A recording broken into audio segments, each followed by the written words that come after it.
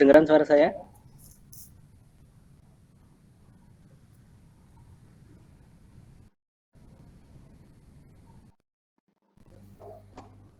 Iya, kedengaran, Pak.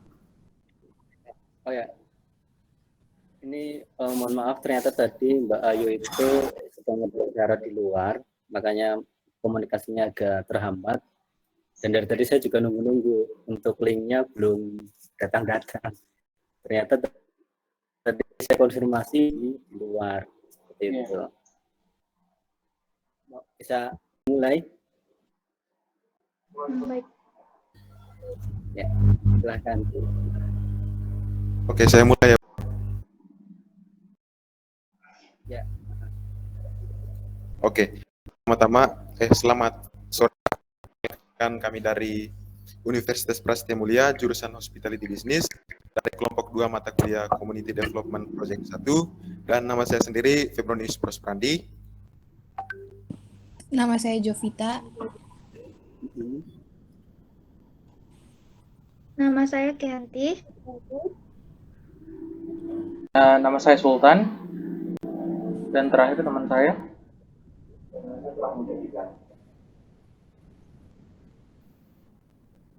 Oke, pertama-tama kami ingin mengucapkan terima kasih kepada Pak Awaludin karena telah menyempatkan waktunya dan telah membantu kami mengikuti wawancara sebagai narasumber kami. Oke, baik Pak. Sekarang interviewnya kita mulai. Sebelumnya, apakah Bapak boleh memperkenalkan diri terlebih dahulu seperti nama lengkap, bekerja di mana, dan posisi saat ini, dan sudah berapa lama Bapak menjabat di posisi ini? Ya, terima kasih kepada Mas Prospandi ya untuk terkait ini kegiatan wawancara hari ini. Sebelumnya perkenalkan, nama saya Awaludin. Kebetulan kami itu dulu lulusan dari UNES. Jadi komunitas buruh peduli itu lahir dari UNES yang diinisiasi sama anak-anak Fakultas Ekonomi ketika itu. Sebagai pencetusnya, karena ketika itu saya yang punya idenya. Jadi kalau bicara masalah jabatan sekarang, sebenarnya saya tidak menjabat sebagai ketua, tapi sebagai perintisnya. Tapi sebagai perintisnya di komunitas buruh peduli. Dan memang untuk saat ini kami sudah lulus, saya sendiri juga sudah selesai kuliahnya, dan saat ini saya sedang berdomisili di Tegal. Tegal kenal ya? Tahu ya? Tegal ya? Ya masih daerah Jawa Tengah lah. Daerah ngapa kalau di sini? Itu kami di Tegal, dan untuk saat ini memang pekerjaannya itu sebagai bisnis digital saya untuk terkait untuk parafrase. Jadi tidak jauh-jauh dari mahasiswa. Terus untuk yang lainnya mungkin sambil jalan aja ya. Perkenalan singkatannya cukup. Monggo silahkan. Oke. Bagaimana awal mula kegiatan sosial di komunitas buruh peduli dilakukan dan siapa yang melakukannya dan apa aja yang menjadi pendorong atau motifnya? Ya, terima kasih Mbak Jovita ya. Terkait itu berarti kita bicara masalah latar belakang ya. Jadi munculnya komunitas buruh peduli itu dari mana? Jadi waktu itu di kampus kami itu ada yang namanya organisasi sosial, namanya itu UKM Baksos. UKM Baksos itu untuk ranah universitas. Jadi satu kampus itu hanya organisasi sosial, dan ketika itu saya tergabung di situ. Menjadi salah satu inisiator juga di situ. Ketika itu saya melihat ketika kita open recruitment, ternyata yang daftar itu banyak, bahkan sampai ribuan. Sedangkan kami kapasitasnya hanya 100.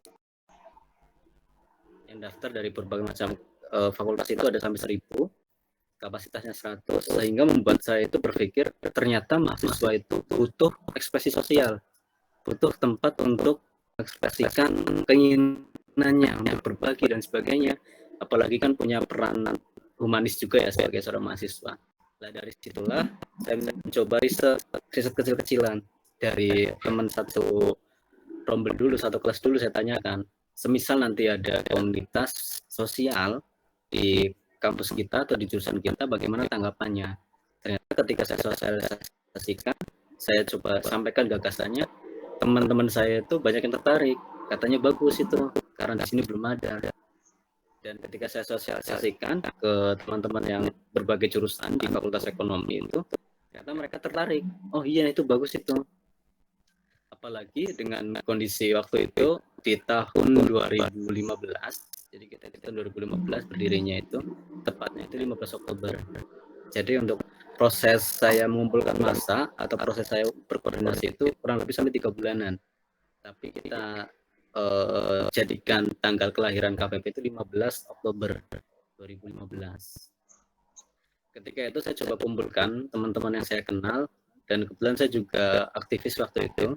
Jadi banyak teman-teman BEM, banyak teman-teman HIMA, banyak teman-teman dari kelompok studi Islam dan sebagainya. Banyak sekali saya kumpulkan di sana, saya sosialisasikan, saya sampaikan, saya presentasi waktu itu, melihat data di kampus kita, terus melihat kebutuhan mahasiswa setelah nanti kuliah itu apa, dan implementasinya ilmu yang kita dapatkan di kampus nanti ke masyarakat gimana, saya sampaikan di situ. Ternyata mereka banyak yang tertarik. Oh iya, itu sama, kita butuhnya sama. Ini adalah kebutuhan untuk diri kita, untuk persiapan kita bermasyarakat. Akhirnya ketika itu saya kumpulkan, waktu itu ada sekitar kurang lebih mungkin 30-an orang. Saya bisa mengumpulkan itu 30 orang, saya presentasi di situ di depan mereka, dan mereka tertarik. Akhirnya muncullah gagasan yang namanya Komunitas Buruh Peduli. Memang waktu itu namanya bukan KPP atau Buruh Peduli, namanya itu Laskar Care. Berbagi, kita lebih banyak ke berbaginya. Tapi setelah kita diskusikan, kita tidak hanya sebatas berbagi, tapi pengennya kita lebih luas lagi cakupannya. Akhirnya buatlah yang namanya Komunitas Buruh Peduli, seperti itu. Dan untuk awal mulanya yang bergerak adalah teman-teman di Fakultas Ekonomi. Itu ada sekitar 30 orang, tetapi yang jadi pengurus intinya itu ada 8. Yang waktu itu jadi pengurus intinya, termasuk saya sendiri. Karena saya punya gagasan, akhirnya saya ditunjuk jadi ketua pertama atau koordinatornya. Itu. Terus untuk kegiatan pertamanya dulu itu lebih banyak sosialisasi dulu di kampus. Jadi mengenalkan di fakultas kami. Dan kita buat pertemuan. Pertemuannya itu di situ membahas masalah isu-isu sosial dan isu-isu pendidikan. Kira-kira apa sih yang bisa kita berikan untuk pendidikan kita? Apa sih yang bisa kita berikan untuk masyarakat di sekitar kita? Itu yang kita lakukan pertama kali. Jadi sosialisasi plus kalau bahasanya itu rapat kerja ya, mungkin ya lebih tepat itu ya rapat kerja, membahas terkait dari apa saja masalah yang ada, terus kita buat solusinya, dan sampai kita membuat program untuk 1 tahun. Dulu kita buat program untuk 1 tahun. Jadi itu yang program pertama kita, dan kita juga punya beberapa desa binaan, karena setiap tahun itu desa binaannya kita ganti. Itu ada yang dari lebih dekat dari UNES. Pertama kali desa yang kita gandeng adalah desa yang tetanggaan sama kampus kami di UNES. Itu yang pertama kali kita gandeng dan jadikan objek untuk kegiatan Komunitas Buruh Peduli. Seperti itu Mbak Jovita. Baik, terima kasih Pak. Baik, untuk pertanyaan selanjutnya, bagaimana kondisi komunitas Buruh Peduli saat ini ya Pak? Ya, terima kasih Mbak Santi ya. Terkait terkait kondisinya saat ini memang sebenarnya ini juga kita lagi off untuk sementara. Itu semenjak adanya pandemi kemarin, itu sangat berpengaruh sekali dengan komunitas kita. Jadi memang awalnya kita karena belum mempersiapkan untuk kegiatan yang sifatnya digital ataupun online, makanya ketika terjadi pandemi ini sangat terasa sekali. Bahkan ya untuk saat ini kita hanya bisa untuk hanya sebatas koordinasi, saling share, ini di sini ada kebutuhan ini, di sini ada kebutuhan ini, jadi hanya saling berbagi saja. Kalau untuk kumpul memang saat ini belum, dan bagian besar dari kami juga sudah lulus. Untuk yang di kampus memang hanya beberapa saja untuk saat ini. Jadi kondisinya memang seperti itu. Tetapi prinsip kami adalah dari jurusan manapun teman-teman sekarang ketika sudah lulus nanti jadi SPD, sarjana pembangun desa. Ya. Jadi bukan sarjana pendidikan, tapi sarjana pembangun desa dengan basic ilmunya masing-masing. Begitupun saya sekarang, ketika saya lulus, saya bukan lagi bekerja di kota atau bahkan ke tempat-tempat yang inilah metropolitan dan sebagainya, tapi kita balik ke desa. Jadi SPD tadi itu, sarjana pembangun desa, seperti itu. Oke, baik. Untuk pertanyaan selanjutnya itu hambatan apa saja yang ditemukan dalam melakukan kegiatan sosial tersebut dan bagaimana ya cara mengatasinya? Ya, untuk hambatannya lebih banyak itu ke mental sosial teman-teman waktu itu. Saya jadi teringat ketika kita mau mengadakan kegiatan di kaki gunung, di puncak gunung lah, di daerah Temanggung gitu. Ketika itu kita ada kegiatan di sana dan peserta yang ikut itu sedikit. Padahal kita sudah merancang sedemikian rupa. Dan sebagian besar itu perempuan. Mereka sempat ngedown. Itu jadi kendala terbesar kita waktu itu. Ngedown karena pertama merasa dirinya perempuan, terus yang kedua itu pesimis. Itu memang karakter kami itu dulu pesimis. Terus yang ketiga itu anak-anak itu merasa kayak apa namanya, ketika kita berjalan nanti kita itu butuh tim laki-laki. Padahal waktu itu saya sendiri sebagai laki-lakinya. Ketika yang ada kegiatan di Temanggung itu, namanya di Desa Cemoro. Nanti teman-teman bisa searching, Desa Cemoro itu desa yang sangat terpencil sekali. Itu di daerah gunung dan di situ adalah desa yang sangat majemuk karena secara sosial ekonominya itu berbeda-beda. Ada yang nyun sewu ya, mohon maaf, itu ada yang dari keluarga sangat kurang mampu, ada yang mampu, bahkan ada juga yang sangat ada lah itu di sana. Maksudnya ada itu kaya itu. Terus dari agama juga banyak di sana, nggak cuma Islam. Bahkan ketika ada kegiatan Idul Fitri misalkan dari teman-teman yang dari Kristen dan sebagainya itu ikut bantu pengamanan, ikut bantu parkir. Pun sebaliknya, ketika ada kegiatan Natalan dan sebagainya itu juga dari teman-teman muslim ikut membantu di sana. Itu sangat majemuk sekali. Itu saya terasa sekali ketika di sana.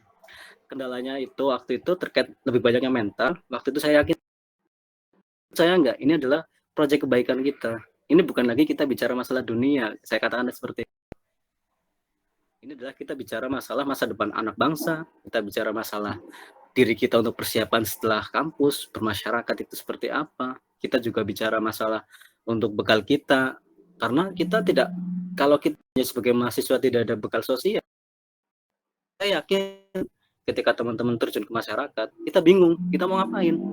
Yang ada apa? Kita hanya fokus untuk mengembangkan karir kita. Kita nggak peduli sama lingkungan kita. Itu banyak sekali mahasiswa yang seperti itu.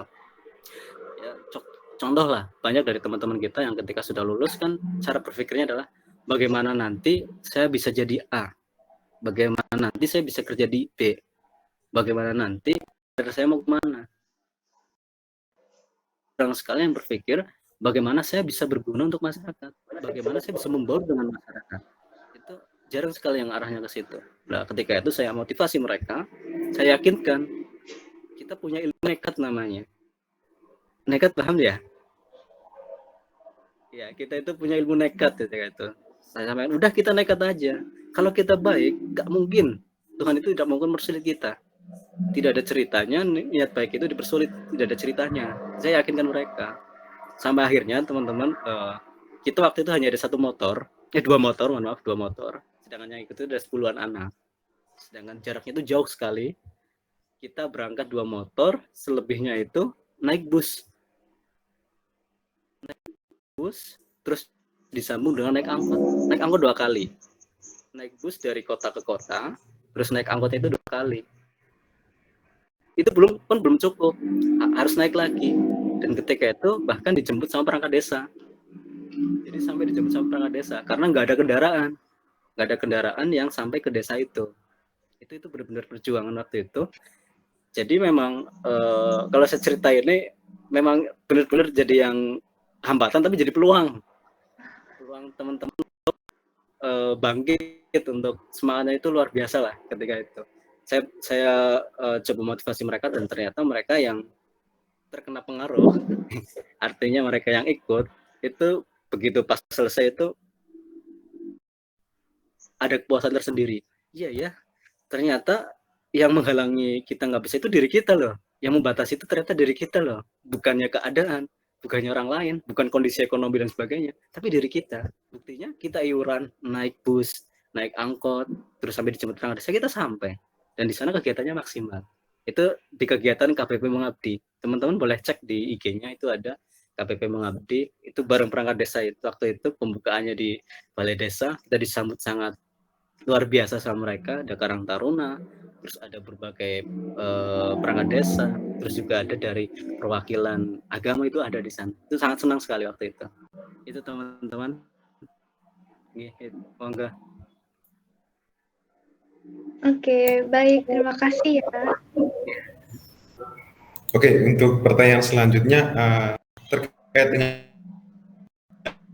pendanaan, bagaimana ya Pak? Kami memenuhi pendanaan. Ya, terima kasih Mas Prosprandi ya. Terkait pendanaan, memang kita prioritaskan adalah iuran kita sendiri. Jadi ketika kita ada kegiatan, kita susun itu anggaran. Kita iuran. Jadi artinya selain kita belajar bermasyarakat, kita juga belajar untuk meringankan kita untuk berbagi. Jadi kita itu punya apa sih?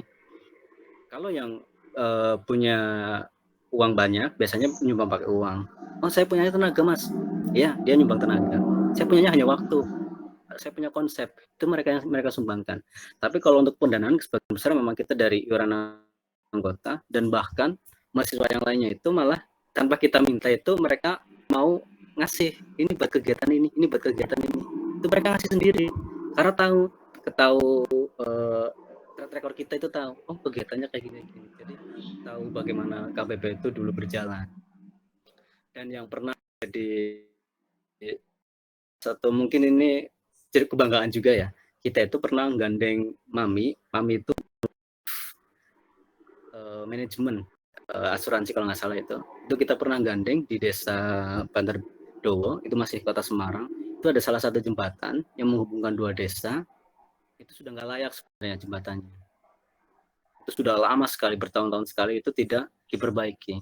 Ketika itu kita ada kenalan di Dompet Wafa, saya punya kenalan di situ, terus saya linkkan ke sana. Dan ternyata setelah diajukan di ACC, saya bersyukur sekali waktu itu, di ACC pembangunan jembatan, yang mana biasanya anak-anak itu, sebenarnya anak-anak itu kalau mau sekolah, itu kan hanya beda desa, tetapi harus muter dulu. Dan bahkan perjalanannya harusnya 5 menit, itu bisa sampai setengah jam, karena harus naik muter.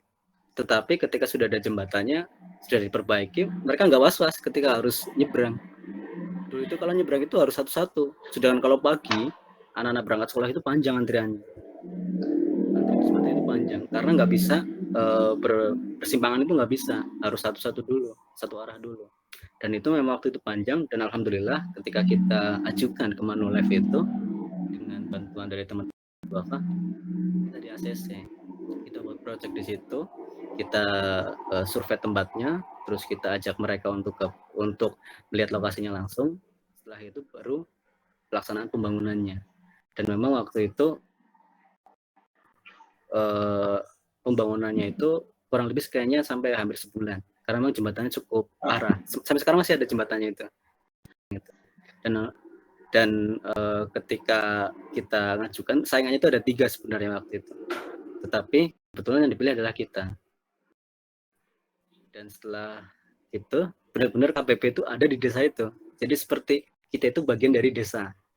Dan bahkan perangkat desanya pun sangat mengapresiasi, RT-nya, RW-nya. Bahkan ketika dulu Pak RT itu kan meninggal waktu itu, kita jadi salah satu mahasiswa yang dipanggil ke situ, yang dianggap sebagai warga. Yang orang luar itu untuk ikut tahlilan, untuk ikut pemakaman itu dari teman-teman KPP. Itu karena ada kedekatan emosional. Jadi bukan sebatas kita datang ke situ seperti orang KKN terus selesai kita nggak ada komunikasi, tapi kita datang ke situ itu seperti kita sudah bagian dari desa. Kita bukan siapa-siapa, tapi kita seperti bagian dari desa. Meski misalnya mereka ada kegiatan apa di Agustusan, kita diundang situ.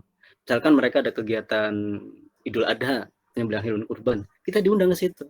Karena kita seperti bagian dari desa itu. Seperti itu teman-teman. Jadi untuk pendanaannya memang kita prioritaskan dari iuran kita, dan beberapa kali kita dari sponsorship yang cukup besar itu dari Manulife sama dari Indosat waktu itu. Indosat, kita sempat gandeng Indosat. Itu pun Indosat yang hubungi kita, bukan kita yang ke sana. Iya, jadi Indosat itu tahu informasi KBP itu dari mulut ke mulut, terus dari dulu kita sempat punya website tapi nggak terkelola dengan baik, jadi memang akhirnya nggak jalan lah. Sempat ngadain kegiatan bareng sama kita untuk kegiatan santunan. Mereka punya paket lebaran waktu itu, kalau nggak salah lebaran itu untuk 100 anak yatim. Kita untuk kerjasamanya adalah kita mempersiapkan jumlah anaknya, terus dari Indosatnya itu untuk memberikan bingkisannya itu dari Indosatnya. Seperti itu teman-teman. Oke, baik. Terima kasih. Oke, Pak, lanjut ke pertanyaan berikutnya. Mengenai rencana atau program ke depannya, apa sih yang akan dilaksanakan komunitas Biru Peduli ke depannya gitu? Ya, oke. Terima kasih Mas Sultan ya. Ya, terkait rencana kegiatan ke depannya memang dari kemarin itu kita fokusnya ke masing-masing desa dulu. Jadi dari anggota kita Cerobot itu sebenarnya. kita maksimalkan, kita optimalkan, kita berdayakan di desanya masing-masing. Seperti saya contohnya di sini. Saya di Tegal itu begitu saya masuk dulu kegiatan kepemudaannya itu sangat minim, bahkan nggak ada. Begitu saya masuk ke sini saya coba dekati perangkat desanya, dekati tokoh-tokoh masyarakat, terus dekati orang-orang yang berpengaruh lah istilahnya di desa itu. Dan akhirnya kita coba bangkit di sini. Dan kalau di sini saya coba untuk membangun organisasi sosial baru saya di sini. Karena kalau saya pakai nama KPP itu nggak bisa masuk. KPP itu kan memang tingkatnya untuk kampus dan untuk mahasiswa. Ketika kita pakai di desa, orang itu akan asing dan nanti jadinya akan rancu. Makanya ketika di desa, kebetulan kemarin di Tegal itu ada program Desa Merdeka Sampah, dan ketika itu desa kami terpilih jadi salah satu desa merdeka sampah. Nah di situ saya ditunjuk menjadi salah satu pengurus. Saya ditunjuk jadi pengurus di situ. Akhirnya kita rapat, kita buatlah yang namanya KSM. KSM itu kelompok swadaya masyarakat. KSM Ketilang Jaya. Teman-teman boleh dicek, IG-nya masih aktif. KSM Ketilang Jaya. Itu kita buat di situ. Fokusnya apa? Fokusnya untuk mengelola sampah. Jadi ada 2 sampah yang kita kelola. Sampah yang organik, sampah yang organik. Yang organik itu nanti kita akan jadikan untuk pakan maggot. Tahu maggot?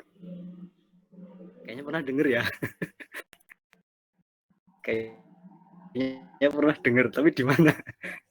Nanti boleh di-searching maggot. Atau kalau enggak, buka aja di Instagram kami, KSM Ketilang Jaya. Insya Allah ada di Instagram. Yang organik kita jadikan pakan maggot, terus yang anorganik kita jadikan bank sampah. Jadi masyarakat itu nabung sampah yang anorganik gitu. Kita datang ke rumah-rumah setiap hari Sabtu itu per RW.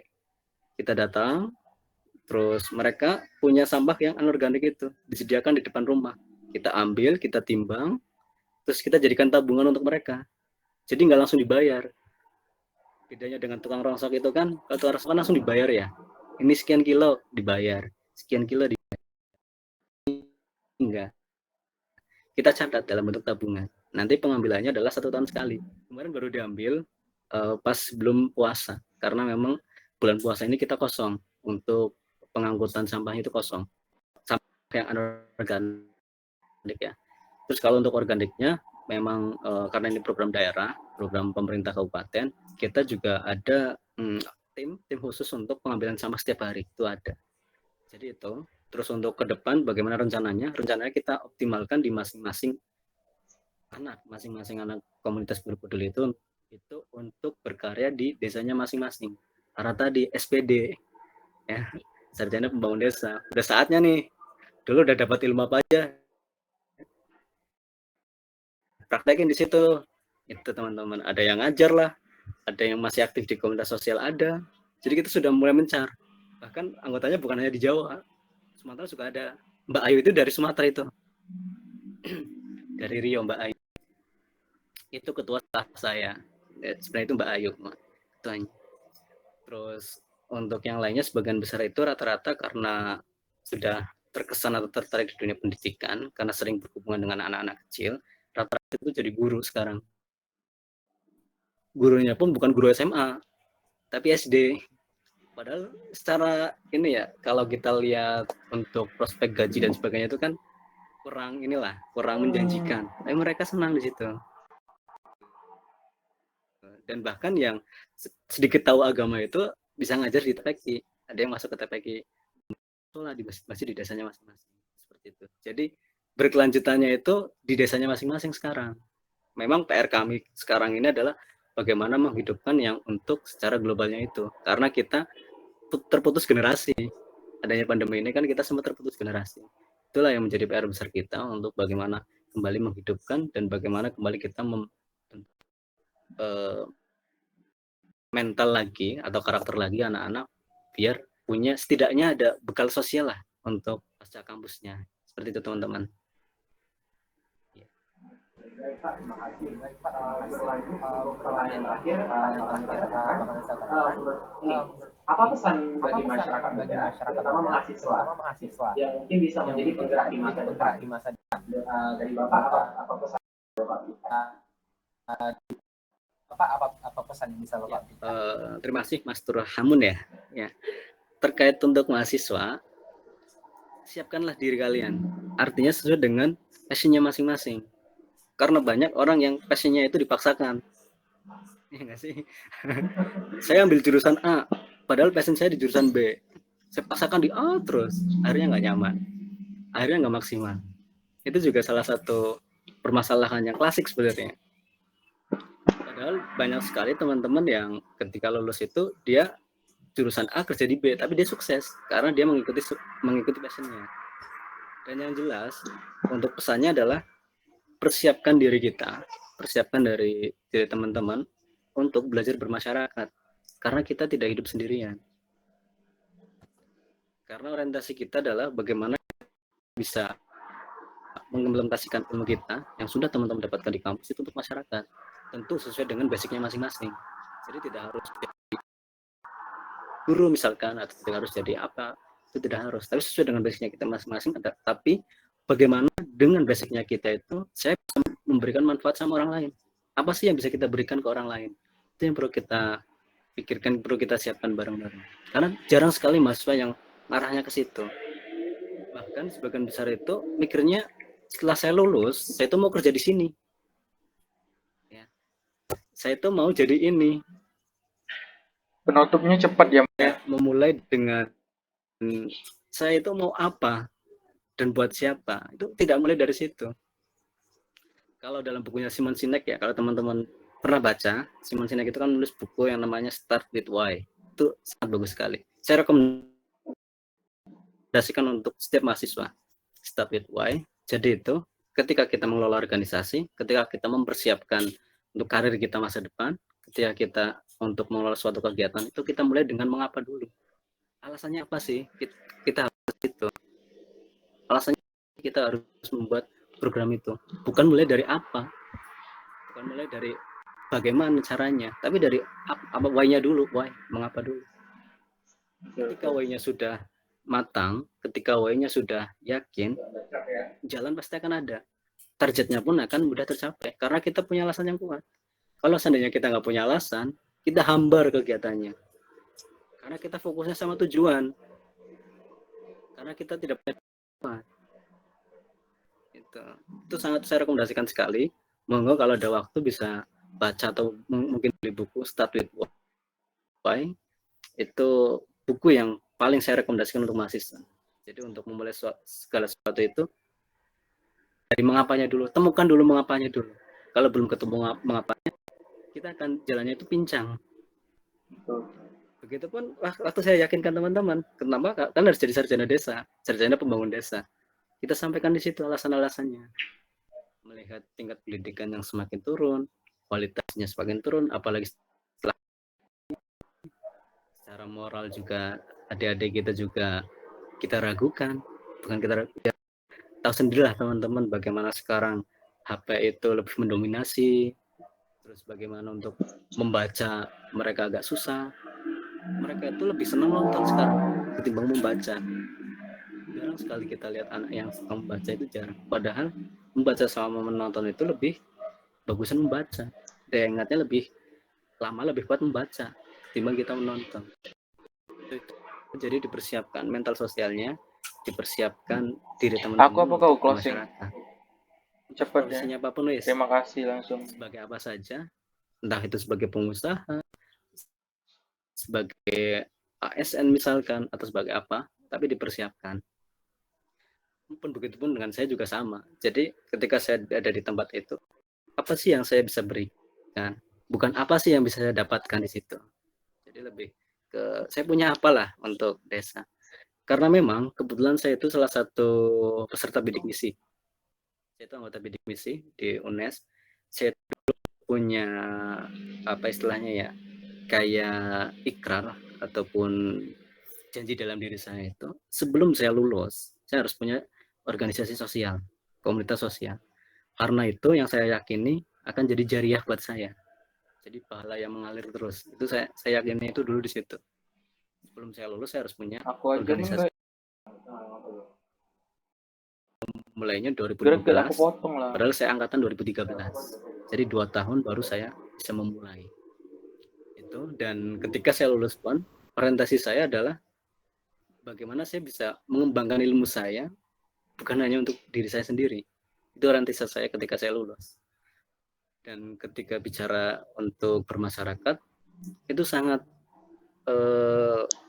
dari tanggapan masyarakat itu sangat bagus sekali, itu sangat positif karena adanya kehadiran kita. Kenapa? Karena cara bicara kita dengan desa itu sudah terbiasa. Karena kita sudah sering berhubungan dengan desa waktu di komunitas itu. Terus bagaimana cara kita mengajukan program kerja, itu juga mudah diterima. Karena kita sudah pengalaman, sudah punya bekal. Itu desa sangat butuh sekali untuk teman-teman yang mahasiswa. Butuh sekali untuk pengembangan, butuh sekali untuk pengembangan. Profesinya apapun, mari kita siapkan untuk bisa bermasyarakat. Gitu teman. Berarti ada pesan itu untuk mempersiapkan diri kami untuk depannya. Terima kasih atas waktunya dan pertanyaannya tidak habis tadi terakhir. Kami boleh minta dokumentasi, Pak? Boleh. Terima kasih, Pak.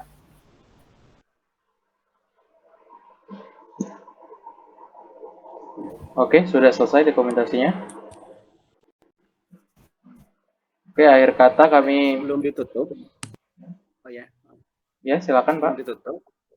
Boleh saya menyampaikan ya, sedikit aja ya Pak teman-teman.